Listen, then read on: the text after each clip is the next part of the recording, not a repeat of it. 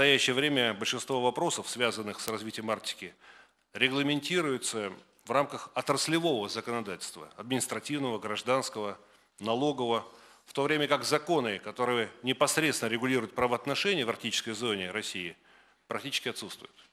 К ним, пожалуй, можно отнести только законы, определяющие гарантии и льготы для коренных малочисленных народов, а также лиц, проживающих и работающих в районах Крайнего Севера и приравненных к ним местностях.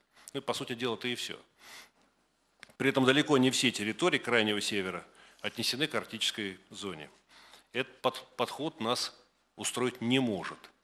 Считаю, что первоочередной задачей Госкомиссии должно стать создание единой, стройной системы законодательных и нормативно-правовых актов арктического макрорегиона. Прежде всего, нашей Госкомиссии предстоит определиться, нужен ли нам отдельный системообразующий нормативно-правовой акт, закон об Арктике. Все эти важные бумаги, регламентирующие обеспечение социально-экономического развития региона, глобальных транспортных, энергетических, промышленных проектов, национальную безопасность, сохранение уникальной арктической экосистемы, защиту законных интересов местного населения, в том числе коренных малочисленных народов.